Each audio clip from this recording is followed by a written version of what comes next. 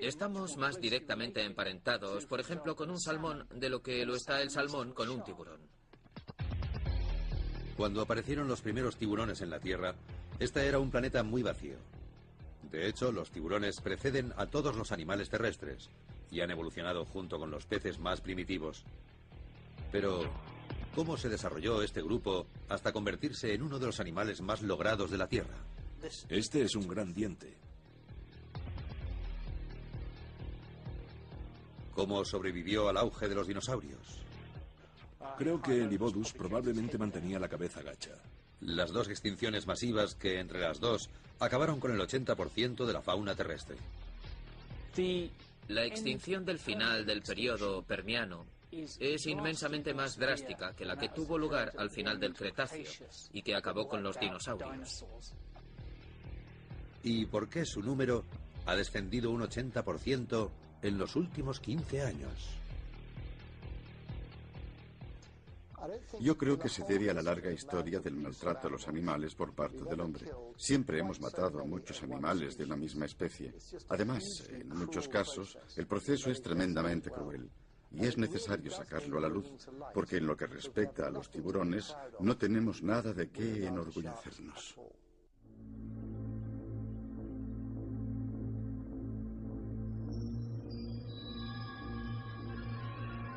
La historia del tiburón.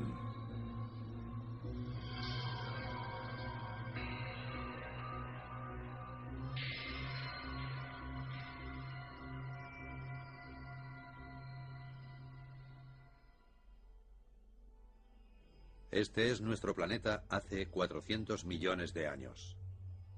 Es la era devoniana. La Tierra es árida, vacía, salvo por unas cuantas plantas, parecidas a los helechos, que se debaten por enraizar al borde del agua. Pero en el agua, criaturas blindadas, apenas reconocibles como peces, están llenando ya los océanos. El Arandaspis es uno de los más primitivos. Debían de ser muy pesados para su tamaño. No poseían aletas pareadas que dieran a esos peces estabilidad, no eran flexibles. Y sobre todo no tenían unas verdaderas mandíbulas, por lo que no eran capaces de alimentarse con nada que tuviera que morderse o masticarse. Pero en el agua ya había algo más. Más rápido, más estilizado, más maniobrable. Los peces blindados se vieron de repente aventajados. Cómo y cuándo aparecieron por primera vez los tiburones es un misterio.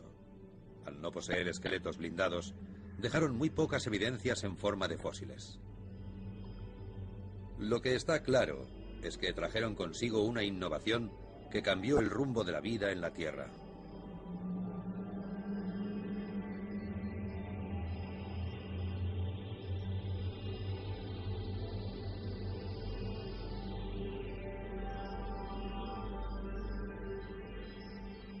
Porque con los primeros tiburones llegaron las primeras mandíbulas.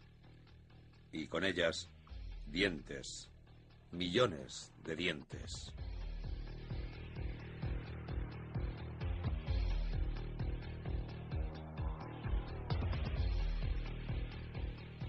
A lo largo de su vida producen constantemente ingentes cantidades de dientes que funcionan como una cinta transportadora, desplazándose de la parte posterior de la mandíbula a la anterior, y cuando agotan su uso se caen.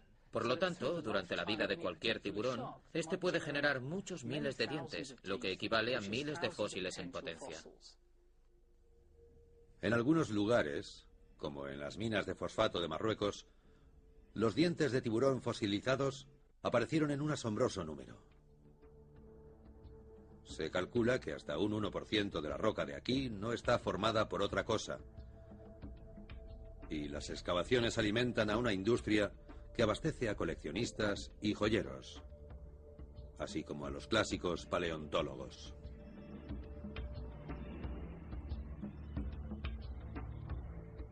La aparición de las mandíbulas fue un momento crucial.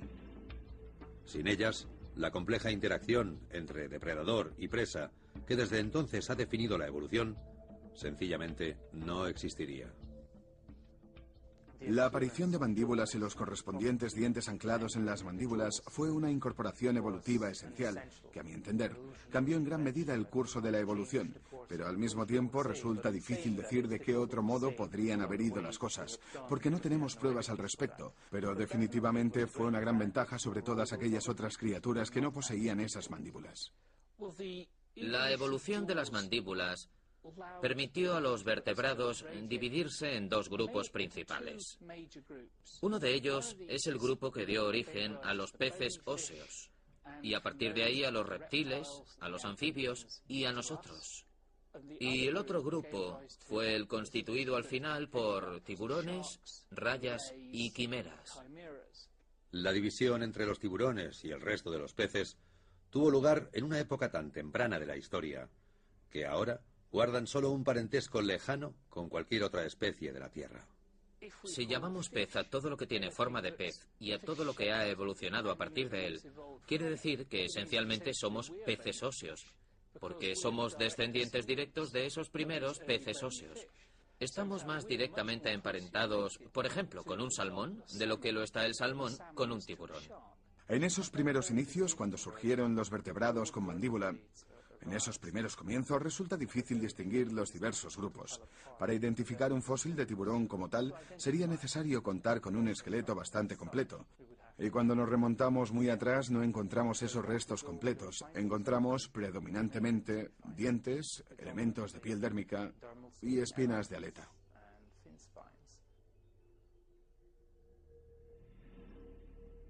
Un tiburón primitivo sí logró dejar constancia en forma de fósil. El cladoselache.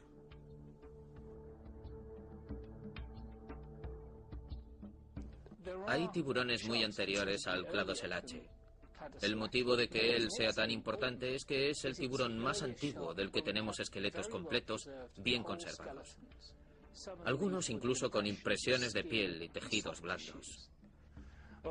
En el tiempo en que vivió el cladoselache, era un depredador de alta tecnología, comparado con los otros vertebrados y con muchas otras criaturas que ya existían.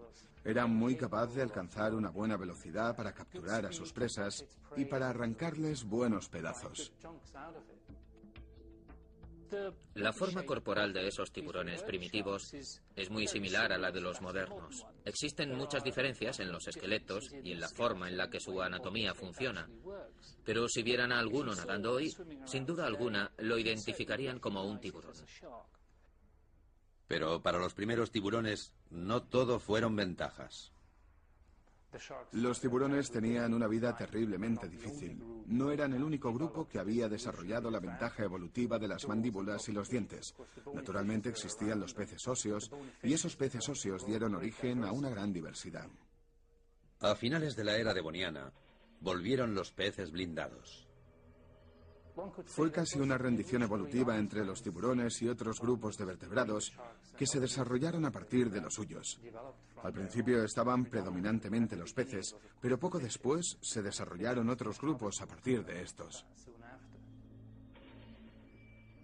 El Dunkleosteus era enorme, blindado con placas, mucho más grande que cualquiera de los tiburones, y con sus propias mandíbulas cortantes y afiladas.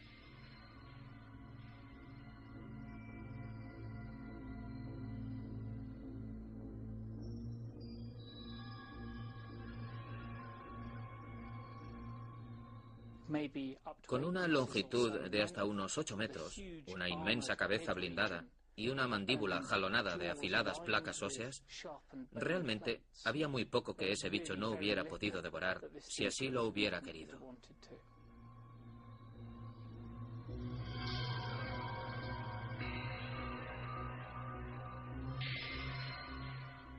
Pero la química de la Tierra estaba cambiando.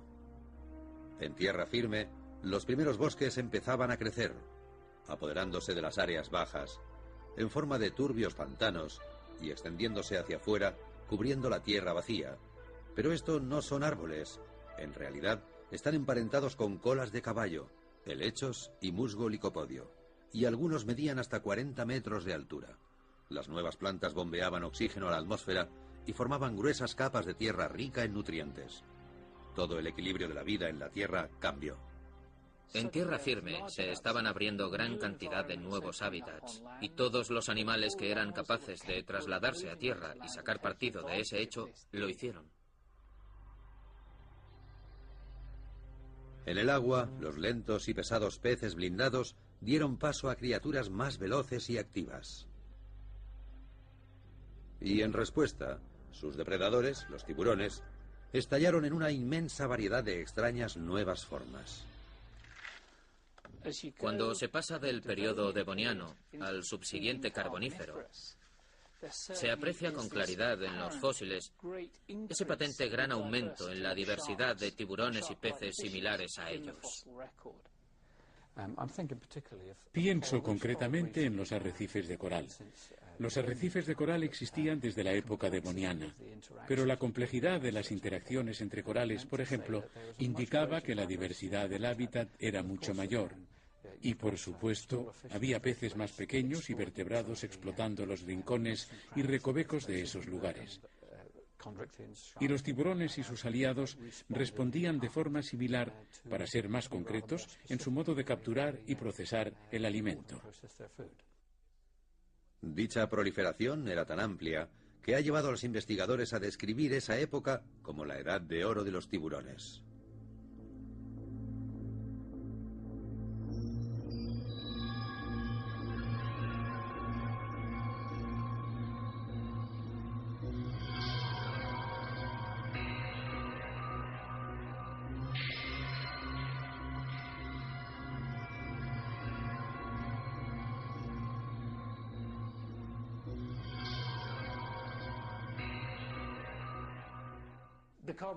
Normalmente se habla del Carbonífero en particular como la edad dorada de los tiburones.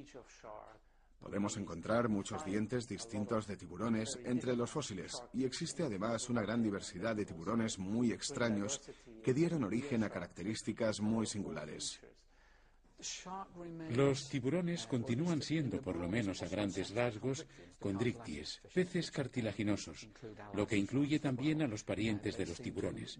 Estos parecen dominar los mares en el Carbonífero. Muchos tiburones abandonaron totalmente los océanos y empezaron a cazar en las turbias aguas de los pantanos y los bosques inundados. Dentro del Carbonífero, los tiburones, desde luego, no estaban solo restringidos a los mares. Me refiero a que probablemente sabemos más de los tiburones de agua dulce que de los marinos. Los tiburones de agua dulce que más prosperaron fueron los Xenacanthus. Sus cuerpos, como de anguila, eran ideales para navegar en las vías acuáticas angostas y llegaban a alcanzar los 3 metros de longitud. Rápidamente se hicieron dueños de los pantanos.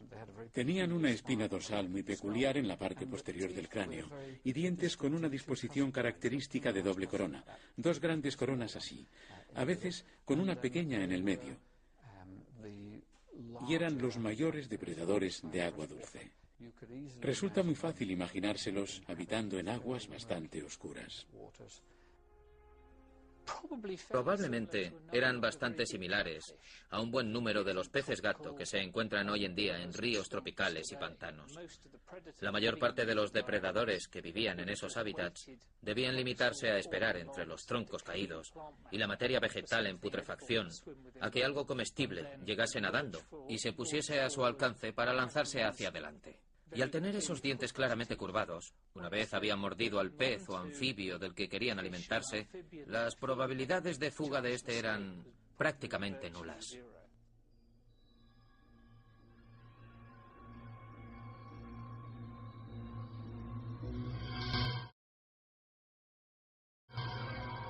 Aún más extraño era el Lystracanthus. Los restos de las escamas de esa criatura parecían más bien plumas, y resulta difícil imaginar una estructura parecida a la pluma en un pez que nada en el agua. Desgraciadamente, lo único que tenemos son solo puñados de esas escamas conservadas en la memoria de fósiles. Jamás ha habido elementos dentales o esqueletales. Por lo tanto, no tenemos pistas sobre el aspecto que tenía ese tiburón cuando vivía. El pelo no era suave y flexible como el de los mamíferos. Estaba formado por pelo o escamas resistentes, que debían ser rígidas. Es posible que el Lystracanthus usara esas escamas rígidas como forma de protección, del mismo modo que un puercoespín utiliza sus púas. Es muy posible que pudieran abrirse paso a través de la vegetación con esas pequeñas espinas o pelos inclinados hacia atrás. Y por otra parte, resultaría muy difícil que fueran agarrados o sacados del agua por un depredador. Otros tiburones desarrollaron lo que los científicos solo han logrado interpretar como extrañas adaptaciones sexuales. Esto es un Stetacanthus. Las excrescencias óseas en el lomo y la parte superior de la cabeza están ambas cubiertas de dientes modificados. Vemos toda una variedad de tiburones de aspecto extraño que desarrollaron singulares ganchos o cepillos sobre sus cabezas y sus lomos, y en realidad nadie sabe para qué servían. Existen todo tipo de interpretaciones. Un símbolo de virilidad, servían para el cortejo, servían para todo tipo de interacciones sexuales, incluso podían hacer las veces de sensores, quizá destinados a detectar las presas. ¿Quién sabe? No tenemos ni idea. Ha habido un debate considerable sobre la utilidad de esas estructuras dorsales de los Stetacanthus y sus parientes, pero parecían estar presentes solo en los machos, por lo que quizá las empleaban cuando luchaban entre ellos por las hembras, o para impresionar a una hembra, o para aferrarse de algún modo a la hembra durante el proceso de apareamiento.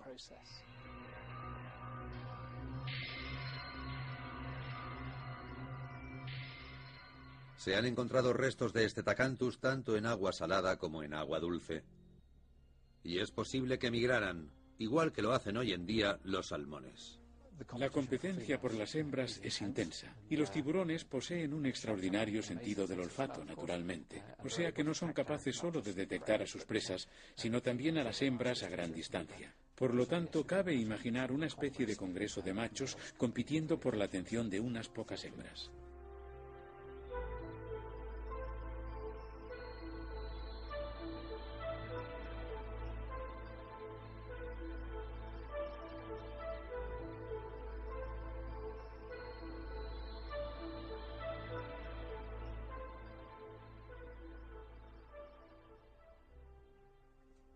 Pero lo más sorprendente de los primeros fósiles de tiburones fue esta espiral, del tamaño de un plato grande, descubierta en Rusia en 1899. En un principio se identificó como una concha de amonita, pero resultó ser parte de un tiburón que debió haber alcanzado una longitud superior a 3 metros. Probablemente el fósil más misterioso y peor entendido de todos los peces parecidos al tiburón es el de los restos del Helicoprion, y los principales fósiles suyos que se conocen consisten en una espiral que posee muchos dientes en la parte exterior de la espira, y las afinidades que existen se han entendido muy poco. Por eso, a lo largo de los años se han ido haciendo sugerencias muy extrañas. Hay distintas opiniones sobre el motivo de que el Helicoprion luciera su espectacular espira de dientes, pero se dice que crecieron de la mandíbula inferior de esa criatura como una inmensa sierra circular. Los primeros y más pequeños dientes debían estar en el centro de la espiral y al parecer surgieron formando un trazado desde el centro de la mandíbula inferior. Una sugerencia es que se usaban para estrujar a las presas y bloquearlas, lo que permitía después al tiburón devorar a una presa inmovilizada. Pero la era de los tiburones no iba a durar.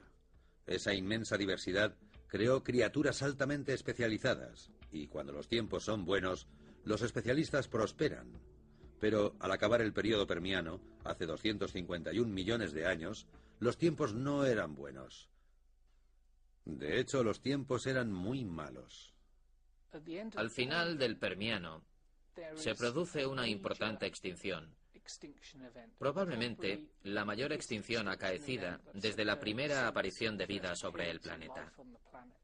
La extinción del final del período Permiano es inmensamente más grave que la sobrevenida al terminar el Cretáceo, que suprimió a los dinosaurios, entre muchas otras cosas, con una proporción mucho menor de supervivientes. La extinción del Permiano fue hace tanto tiempo que el movimiento de los continentes ha borrado de la memoria geológica prácticamente todo rastro de lo que sucedió en realidad. Pero aún quedan pistas. Lo que se sabe es que al mismo tiempo que se extinguían especies en todo el globo, el planeta también quedaba dividido. No es un gran volcán central, es más bien el interior de todo un continente que de improviso se ve sorprendido por un fenómeno volcánico de gran magnitud. El volumen de lava que surgió del suelo fue muy superior a todo lo que hemos visto en la historia humana. Una de las cosas que las lavas produjeron fue mucho gas, y la inmediata relación que se puede establecer con las extinciones es que el gas contamina efectivamente el clima a escala global, cambiando sustancialmente la temperatura del globo en un corto periodo de tiempo. Mientras la Tierra se renovaba, reconfigurando su superficie, los gases de efecto invernadero asfixiaron la atmósfera. Actualmente, si nos fijamos en todos los volcanes del mundo que están en erupción e intentamos calcular, por ejemplo, cuánto dióxido de carbono emana de los volcanes, probablemente será menos que el que produce el hombre, pero no en una cantidad muy significativa. Es posible que en épocas de actividad volcánica más vigorosa, que sabemos que han tenido lugar en la Tierra y que sin duda alguna han coincidido con extinciones en masa, la cantidad local de gas que emanaba de ellos fuera muy intensa, muy superior.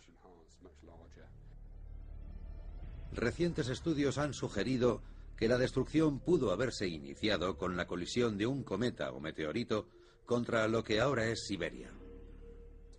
Lo que sugerimos es que en el caso de las trampas siberianas, estas se hallan situadas, por así decirlo, en un epicentro o zona cero, y que debían ser más densas en el punto en el que el meteorito o cometa chocó contra la Tierra, perforó la corteza terrestre y después originó que el volcanismo se produjera en el mismo sitio. Por lo tanto, lo que vemos ahora no es la evidencia de un cráter de impacto, sino que el cráter de impacto ha quedado inundado al llenarse de una gran cantidad de lava que llegó a rebosar los bordes de ese cráter o hipotético cráter y crear lo que ahora consideramos una extensísima área de lavas llamada las trampas siberianas.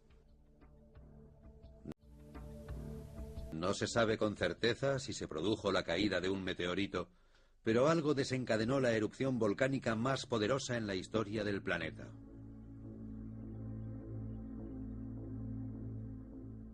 Se tiene el efecto doble, o bien un impacto que sobrecarga el clima del sistema terrestre con derrubios y tal vez causa un invierno nuclear, seguido de un volcanismo que puede provocar daños prolongados a la atmósfera en forma de gas que también es liberado a partir del fenómeno volcánico. Por lo tanto, el efecto que tenemos es el doble contratiempo según la jerga clásica. Fue un impacto estrechamente asociado a un fenómeno volcánico y tal vez ese mecanismo de doble carga produce demasiada tensión para que las especies sobrevivan y eso provoca una extinción masiva.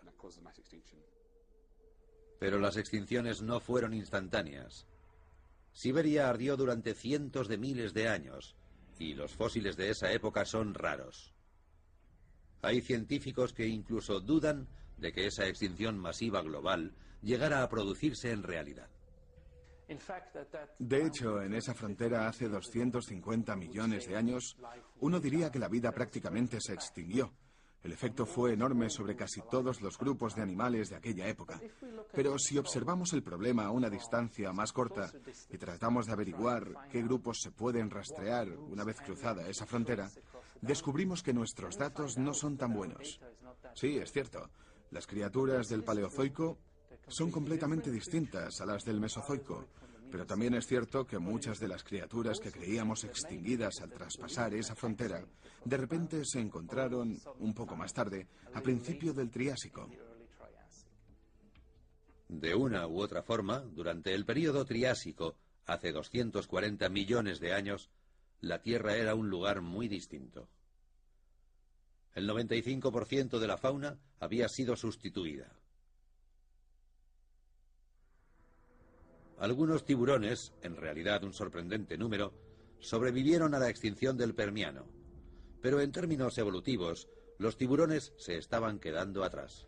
Se estaban produciendo grandes cambios en los peces óseos. se estaban diversificando con gran rapidez y de hecho estaban ocupando algunos de los huecos que tradicionalmente habían ostentado los tiburones durante el Carbonífero. Y como respuesta, eso requería diversificación por parte de los tiburones. A medida que atravesamos el período Triásico, vemos un cambio gradual en el que los últimos supervivientes de la extinción del final del período Permiano desaparecían paulatinamente. Y entre ellos se encuentra el Xenacanthus. Un grupo que sí logró sobrevivir fueron los Ibodus, parientes mucho más cercanos de los tiburones que conocemos hoy. Y a finales del Triásico se habían convertido con mucho en el grupo más dominante, tanto en los mares como en los hábitats de agua dulce. El cuerpo de los Ibodus posee una estructura muy básica. Parece que la forma corporal de la mayoría de los Ibodus era prácticamente igual. En cambio, sus dientes eran muy distintos. Algunos tenían largas y finas puntas para agarrar presas resbaladizas. Otros tenían bordes cortantes para seccionar presas más grandes. Otros eran romos y debían emplearse para triturar moluscos y otras presas de concha dura. Los peces modernos eran más rápidos y ágiles. Y la Tierra estaba entonces dominada por un nuevo grupo de reptiles, los dinosaurios.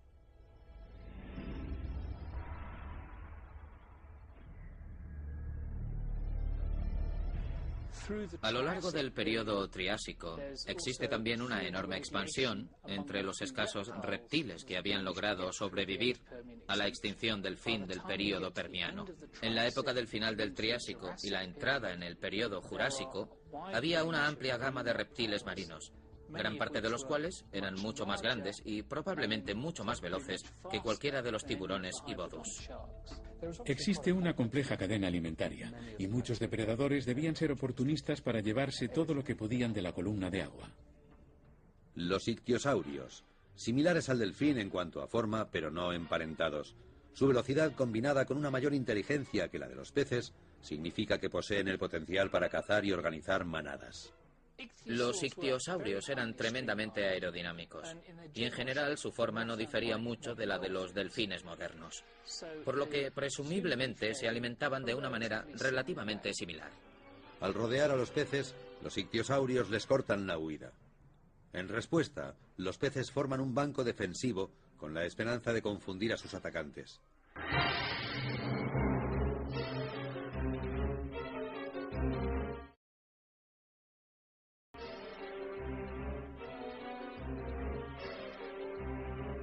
Trabajando en equipo, los ictiosaurios acorralan a los peces, forzándolos a formar cardúmenes más y más compactos, lo que les obliga a juntarse más y subir a la superficie. Aquí están expuestos a otra amenaza, los plesiosaurios, que permanecen cerca de la superficie. Sus largos cuellos no son lo bastante flexibles como para doblarse y serpentear por entre los bancos de peces. En cambio, comen como los pájaros, zambulléndose desde lo alto y capturando a los aturdidos peces. Con sus presas acorraladas contra la superficie, la conducta de los ictiosaurios cambia. Se turnan a la hora de bucear, atravesando una y otra vez el banco de asustados peces.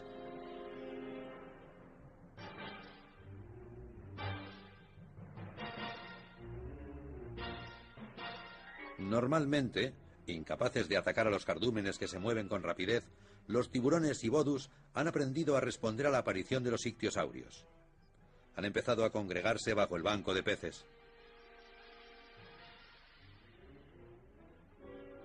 Con los peces tan compactados y conducidos por los reptiles, los tiburones tienen ya la posibilidad de capturar y aislar a los aturdidos peces cuando caen de la pelota de cebo, una arremetida y al centro, con la esperanza de hacerse con las desorientadas presas.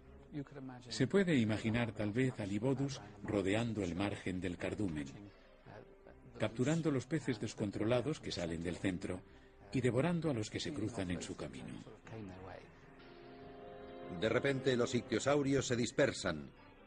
Sus agudos sentidos han detectado algo en el agua, pero los tiburones que están comiendo no son conscientes del peligro.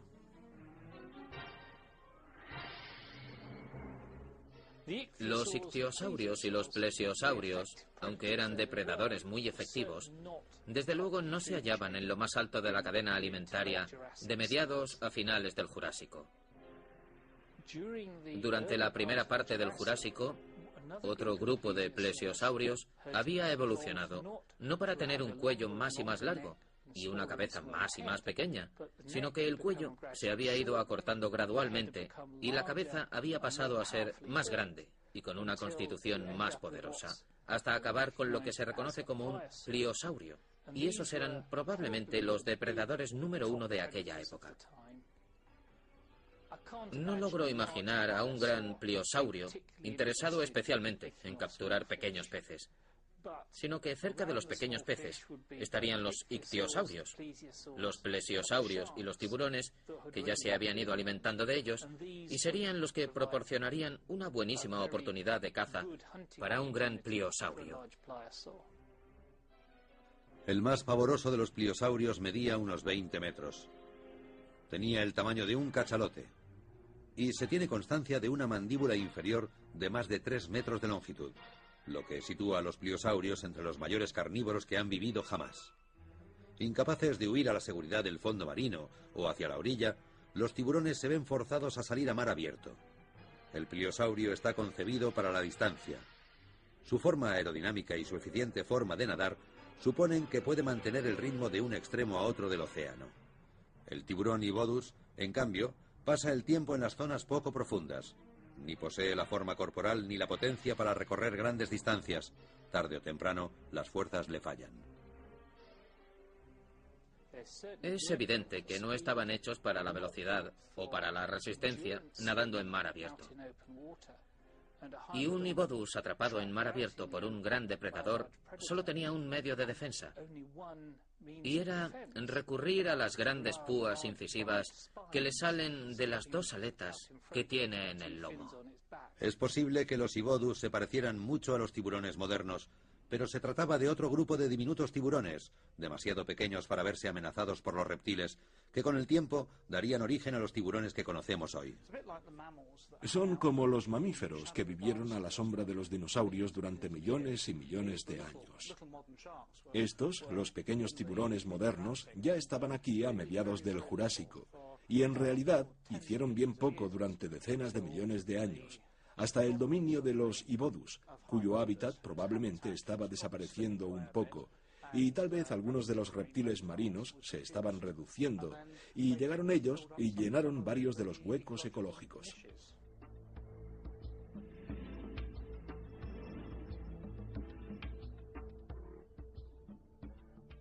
Uno de los mayores cambios que tuvieron lugar en el Mesozoico fue hacia cerca del final del Jurásico, cuando un grupo de criaturas, o al menos una en particular, parecida a los tiburones que se alimentan en el fondo o a los tiburones alfombra, desarrolló dientes bastante más largos y una cola decente, lo que le permitió levantarse del suelo, y pasó de ser un habitante del fondo a ser un morador de las aguas medias.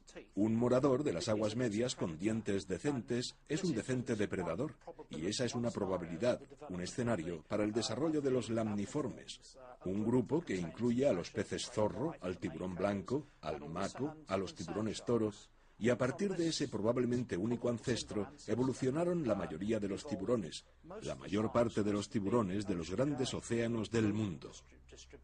Según todos los indicios, al inicio del Cretácico había solo 2 o 3 especies distintas que cambiaron muy rápidamente, hasta pasar a ser los depredadores dominantes en el mar. Los neoceláceos, o tiburones modernos, eran rápidos, fuertes y ágiles. Y hacia el final del Cretáceo habían dado origen a los tiburones nodriza, a los tiburones toro, a los tiburones alfombra y a los tiburones tigre, que prácticamente no han experimentado cambios desde entonces. De hecho, muchos de los tiburones que hay hoy en nuestros océanos evolucionaron para sobrevivir en la época de los dinosaurios. Un ramal de ese grupo dio también origen a otra familia de tiburones, las rayas.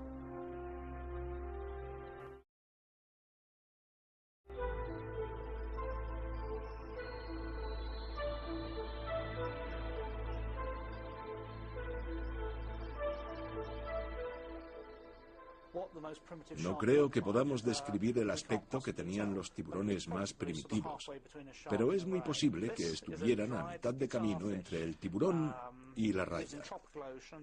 Este es un pez guitarra seco. Vive en océanos tropicales.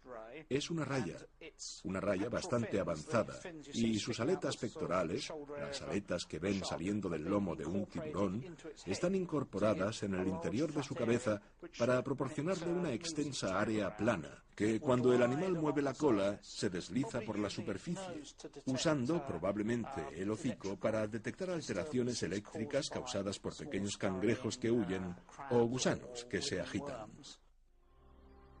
Hace 65 millones de años, la era de los dinosaurios terminó con un cegador destello. El asteroide que cayó sobre México medía 10 kilómetros de parte a parte, pero no fue la bola de fuego que creó o el tsunami que repercutió en todo el globo lo que causó las extinciones. A causa de aquel impacto debieron liberarse en la atmósfera ingentes cantidades de dióxido de carbono y dióxido de azufre. Y el impacto fue tan grande que esos materiales debieron distribuirse totalmente por toda la Tierra. No debieron quedar restringidos al hemisferio norte o al sur, sino que su alcance debió ser absolutamente global. Algunas criaturas podrían incluso haber sobrevivido a aquellos meses de oscuridad. Fue a nivel microscópico donde el meteorito infligió el golpe más devastador.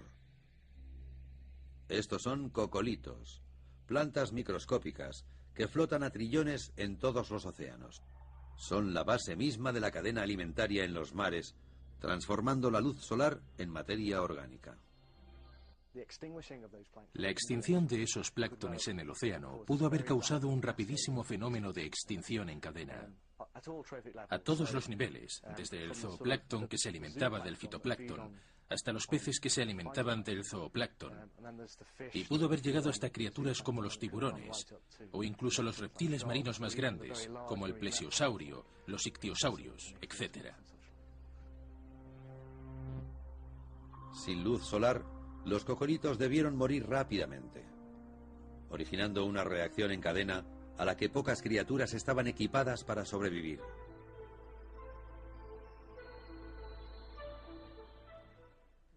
Las plantas que producían alimento fresco en tierra murieron, y el fitoplancton de los océanos murió también. Después vinieron los grupos que se alimentaban directamente de las fuentes, y no eran lo bastante flexibles como para acudir a otras fuentes cuando las primeras desaparecieron. Por ejemplo, tal vez los herbívoros, los grandes herbívoros, como los dinosaurios, que probablemente necesitaban follaje fresco para sustentarse. En los océanos, desde luego, existen organismos que necesitan plancton fresco y que no serían capaces de sobrevivir buscando otro tipo de alimento. Cuando el polvo se posó y el aire se despejó, las semillas latentes de las plantas pudieron germinar en un suelo abonado por los restos de los gigantes ya extintos. Los mamíferos omnívoros pudieron dejarse ver en una tierra libre de depredadores. Y en el agua los tiburones heredaron un mundo que los reptiles cazadores especializados habían dejado vacío, porque de repente se habían encontrado sin nada que cazar. El impacto que destruyó a los dinosaurios resultó ser una tremenda ventaja para los tiburones. Una enorme cantidad de tiburones grandes cruzaron directamente esa frontera, al parecer, sin notarlo en absoluto. Los tiburones son oportunistas, se recuperan muy deprisa porque pueden comer prácticamente de todo. Como he dicho, solo son los que tienen una única fuente de alimento los que no salen adelante.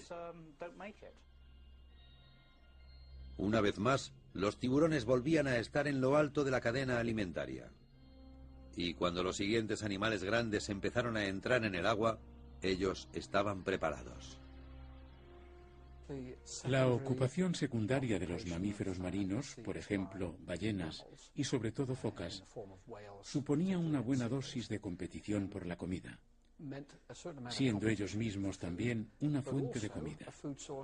Para poder procesar un cadáver de ballena, causar el daño suficiente para mutilarlo, hacen falta mecanismos de mordedura muy eficientes y dientes muy eficientes. Las primeras ballenas eran impresionantes depredadores de pleno derecho. Pero los mamíferos son de sangre caliente, necesitan mantener su temperatura corporal, y eso supone que esas nuevas criaturas marinas estaban protegidas por una gruesa capa de grasa. Esa capa de las ballenas está constituida esencialmente por grasa, y la grasa es un alimento rico en nutrientes. Posee aproximadamente el doble de calorías que cualquier otro alimento. Por lo tanto, naturalmente, para cualquier depredador, la grasa de ballena es una fuente de alimento especialmente importante, porque puede producir el doble de nutrientes, el doble de energía que si se comiera, por ejemplo, un músculo rico en proteínas. A lo largo de los millones de años anteriores, los tiburones habían empezado a crecer en tamaño. Habían alcanzado las dimensiones del tiburón blanco moderno, pero no era suficiente. Para poder hacer uso de ese nuevo superalimento, los tiburones tenían que ser capaces de capturar presas mucho más grandes. Durante ese periodo vemos el cambio de un tiburón oceánico gigante moderadamente grande a esto. Este es un tiburón antiguo y peligroso. Esto procede de Kazajstán. Es básicamente el mismo tiburón que les he mostrado antes, pero ha desarrollado bordes dentados, lo que le permite cortar la grasa de ballena de forma eficaz. Creo que es la única explicación que se puede atribuir a este tipo de borde dentado y a su éxito, porque esto hizo que la mayoría de los otros grandes tiburones devoradores de mamíferos se extinguieran y que ellos se hicieran más y más grandes. Este es un diente muy grande. Este tiburón debía de medir, diría que entre 15 y 18 metros. Probablemente no sería un depredador ágil, seguramente sería un carroñero, porque cuando se es tan grande, cuando se posee el tamaño de un pequeño submarino, las probabilidades de cambiar de dirección rápidamente y perseguir alguna presa son bastante limitadas. Probablemente tendría una distancia de parada de 500 metros. Este es un megalodón, el mayor tiburón depredador que ha existido. Podría haberse tragado un tiburón blanco entero. Su inmenso tamaño le aseguraba poder alimentarse de todo lo que quisiera. Aparte de sus enormes dientes, ha dejado bien poco para su estudio, y a menudo se lo compara con un tiburón blanco exageradamente grande. Pero actualmente muchos investigadores opinan que dichas comparaciones son totalmente erróneas. Si se aumenta 4 veces la longitud de un tiburón, se obtienen 64 toneladas más de fuerza de sustentación por parte del hígado que hay dentro. Y para evitar eso, creo que tenemos que reconstruirlo haciéndolo bastante más largo y delgado. Es probable que el megalodón estuviera más estrechamente emparentado con los tiburones toro y que tuviera una forma totalmente distinta de enfocar la forma de alimentarse. Los tiburones blancos tienen que situarse por debajo de la presa, tienen que atacar desde un ángulo determinado, probablemente para no ser vistos, y dado que se mueven con bastante rapidez, pueden atacar la parte más indefensa. El megalodón no tenía una estrategia de ataque, y probablemente no la necesitaba, porque cuando se tienen unos dientes tan robustos, da igual desde qué lado se ataque a lo que sea. Puedes atravesarlo devorándolo. Sin embargo, hay otra interpretación, y es que, para empezar, la presa no estaba viva cuando era atacada, sino que era arrastrada por el oleaje. Si han visto a orcas atacando a pingüinos en medio de corrientes de hielo, las orcas emergen. No había motivos para suponer que este animal pudo haber hecho algo bastante similar estando en 1 o 2 metros de agua, donde es bastante común que las ballenas queden varadas. Era un tiburón costero y probablemente podía cazar a menos de 1500 metros de la orilla, muy cerca. No hay razones para creer lo contrario. Los tiburones blancos modernos hacen eso precisamente. Hay muchas probabilidades de que ataquen en 1,20 m de agua. Pero el megalodón era un tiburón de aguas tropicales poco profundas. Cuando comenzaron las edades del hielo y empezaron a aparecer los primeros humanos, la tan energética grasa de ballena que permitió al megalodón evolucionar empezó a obrar en su contra.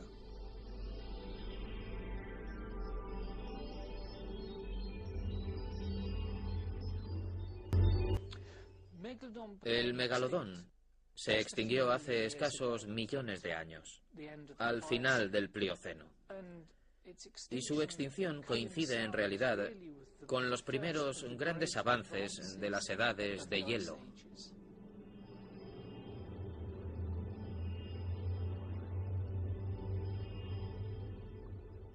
Es muy posible que estas hubieran tenido efectos catastróficos para el megalodón, dado que era un animal tropical y que su fuente de alimentación desaparecía bajo el agua fría a lo largo de gran parte del año. Aquella criatura no podía vivir a base de sardinas. Una vez desaparecieron sus presas, fue todo lo que le quedaba.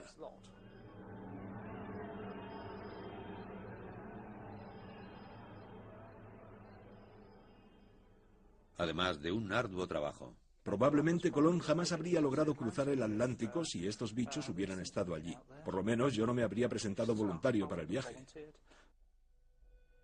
Los tiburones han sobrevivido en el pasado a las extinciones masivas, pero hoy se enfrentan a otro fenómeno de extinción.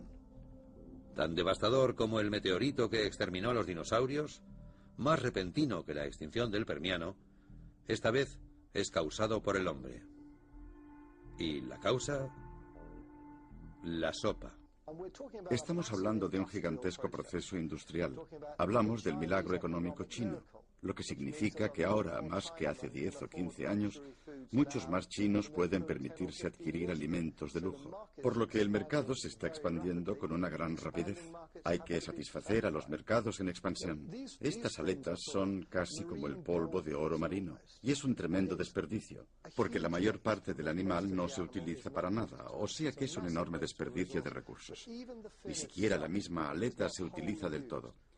Lo que se aprovecha es esta masa fibrosa. No sé si la cámara la puede enfocar bien, pero es esta línea amarilla de aquí, una masa fibrosa que cubre prácticamente esta zona de la aleta. Por lo tanto, ni siquiera se usa la aleta entera. Esta es una aleta dorsal de un tiburón azul.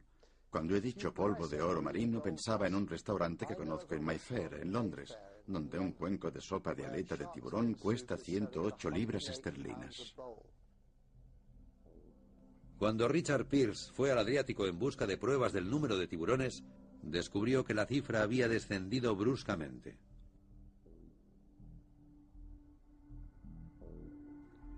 Pero lo que descubrió al llegar le sorprendió.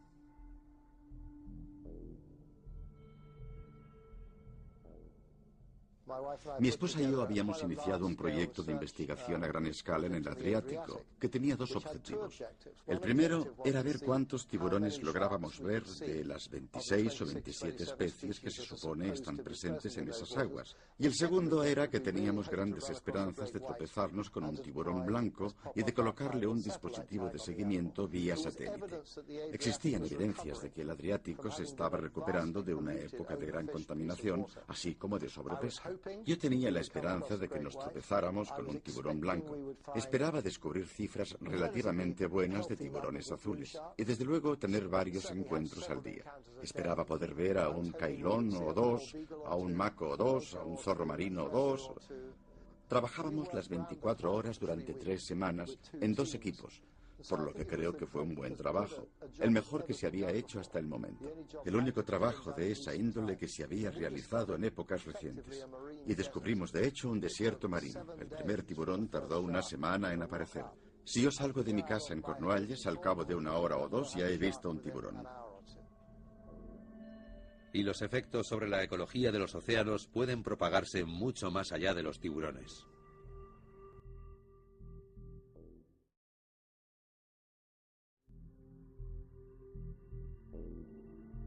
Creo que el resultado de esto son océanos potencialmente enfermos. Los tiburones son los depredadores por excelencia. Y si se elimina el eslabón más alto de la cadena alimentaria, probablemente se empiecen a tener océanos poco saludables.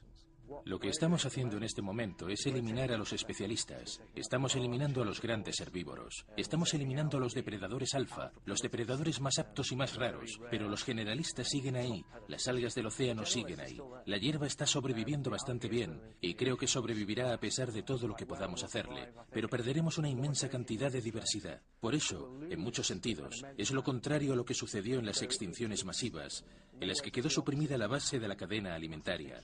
Creo que lo que está ocurriendo actualmente es que lo que está desapareciendo es lo más alto de la cadena alimentaria y vamos hacia abajo. Un ejemplo que me encanta es el de un caladero. Creo que era en Hawái, en un arrecife en el que habían eliminado toda la pesca, donde todos los tiburones habían desaparecido de una u otra forma Y lo primero que les llamó la atención fue el gran incremento de la población de pulpos y la desaparición de la de crustáceos. Por tanto, se puede ver qué sucedió exactamente al eliminar el eslabón más alto de esa cadena alimentaria en particular. Las presas de los tiburones eran los pulpos, que a su vez se comían a los crustáceos. Después los pulpos se extinguieron porque tampoco tenían nada que comer. Y por supuesto, los pulpos y los crustáceos forman parte de sus propias cadenas alimentarias. Si suprimes el eslabón superior, todo se desmorona.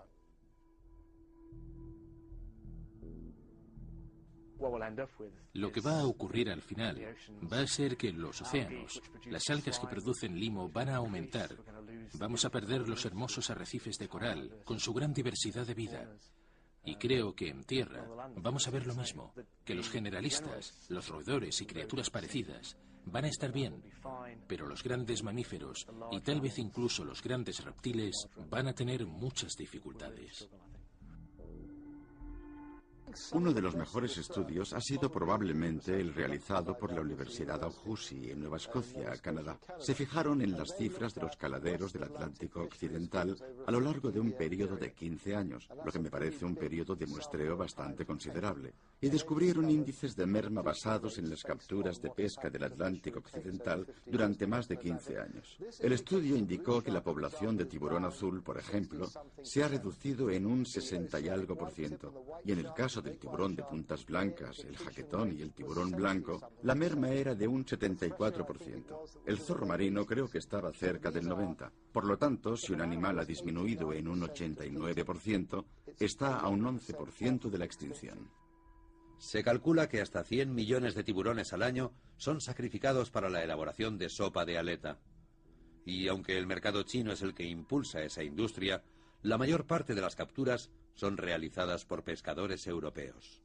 Lo que no debemos hacer es confundir al consumidor con el suministrador. Y sinceramente me da vergüenza decir que el mayor abastecedor de aletas al mercado del sudeste asiático es la Unión Europea. Somos nosotros.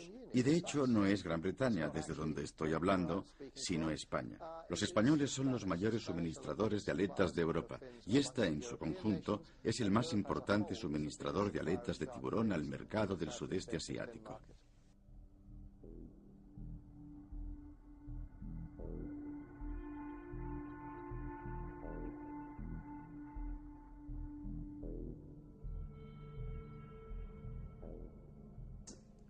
Los tiburones prosperaron gracias a su plano corporal elemental, llamémoslo su anatomía. La forma estilizada de su cuerpo, sus mandíbulas móviles, su potencial de desarrollar poderosos maxilares con muchos dientes, la flexibilidad de su esqueleto, su maniobrabilidad y además sus excelentes sentidos. Todo ello en conjunto hacía de ellos unos inmejorables depredadores. Hoy todos los tiburones que conocemos son depredadores. Y cabe suponer que la gran mayoría de los tiburones, de los que tenemos fósiles, eran también depredadores. Los tiburones figuran entre las criaturas más antiguas de la Tierra. Su plano corporal evolucionó hace casi 500 millones de años y sin embargo hoy continúan prácticamente igual. Han sobrevivido al mayor volcán que la Tierra ha conocido, al impacto de un meteorito que destruyó gran parte de la vida sobre la Tierra, y han prosperado en todos los hábitats y en todos los océanos en la historia del planeta. Pero hoy, su número se está reduciendo de forma drástica y descontrolada. En muy pocos años, sin urgentes restricciones pesqueras que lo remedien, uno de los más grandes supervivientes de la evolución quedará borrado del mapa para siempre. No creo que en toda la historia del maltrato a los animales por parte del hombre hayamos llegado a matar tantas criaturas de una misma especie. Eso es lo primero. Lo segundo es que hasta ahora jamás habíamos cortado partes de su cuerpo estando el animal aún vivo. Si queríamos una piel de tigre o un colmillo de elefante o lo que fuera, primero matábamos al animal. Con los tiburones ocurre que en muchísimos casos se les cortan las aletas cuando están aún con vida y sus cuerpos se vuelven a arrojar al mar, porque se trata de un proceso de pesca industrial y no podemos molestarnos en matarlos. Nos limitamos a llevarnos la parte valiosa. Por lo tanto, no es solo que se esté produciendo una matanza masiva, sino que, en muchos casos, se trata además de un proceso tremendamente cruel. Y eso es algo que hay que sacar a la luz. porque en lo que concierne a los tiburones no tenemos nada de qué enorgullecernos.